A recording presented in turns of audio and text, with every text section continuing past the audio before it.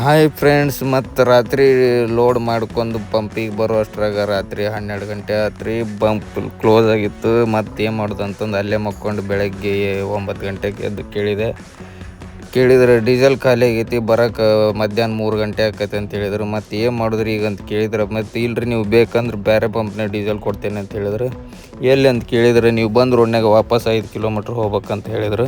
ಸರಿ ಆಯ್ತು ಕೊಡ್ರಿ ಅಂತಂದು ಇಸ್ಕೊಂಡು ಮತ್ತು 5 ಕಿಲೋಮೀಟ್ರ್ ವಾಪಸ್ ಹೋಗಿ ಅಲ್ಲಿ ಪಂಪ್ನಾಗ ಡೀಸೆಲ್ ಹಾಕ್ಕೊಂಡು ಮತ್ತು ಮುಂದೆ ಬಂದ್ವಿ ರೀ.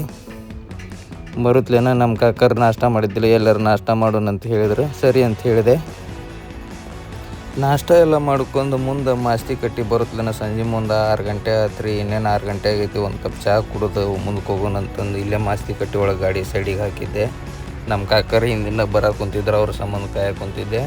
ಇನ್ನೇನು ಅವ್ರು ಬಂದ್ರಂದ್ರೆ ಇಲ್ಲೇ ಒಂದು ಕಪ್ ಚಹಾ ಕುಡಿದು ಮತ್ತು ಮಂಗ್ಳೂರು ಕಡೆ ಹೋಗ್ತೀವ್ರಿ.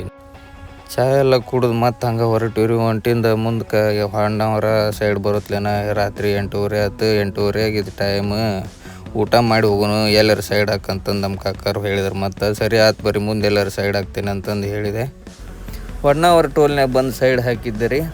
ನಮ್ಮ ಕಾಕರು ಇನ್ನೂ ಹಿಂದಿದ್ರು. ಅವ್ರು ಬಂದ್ರಂದ್ರೆ ಇನ್ನೇನು ಇಲ್ಲಿದ್ದ ಊಟ ಮಾಡಿ ಮತ್ತು ಇಲ್ಲಿಂದ ಮತ್ತು ಮಂಗ್ಳೂರು ಕಡೆ ಬಿಡ್ತೀವ್ರಿ. ಇಲ್ಲಿದ್ದ ಊಟ ಎಲ್ಲ ಮುಗಿಸ್ಕೊಂಡು ಬಂದರ್ ಗೇಟಿಗೆ ಬರುತ್ತೆ. ನಮ್ಮ ಬೆಳಗ್ಗೆ 3 ಗಂಟೆ ಆಗಿತ್ತು ರೀ. ಬಂದು ನಾ ಇನ್ನೂ ಸೈಡ್ ಹಾಕಿದ್ದೆ ಗಾಡಿನ.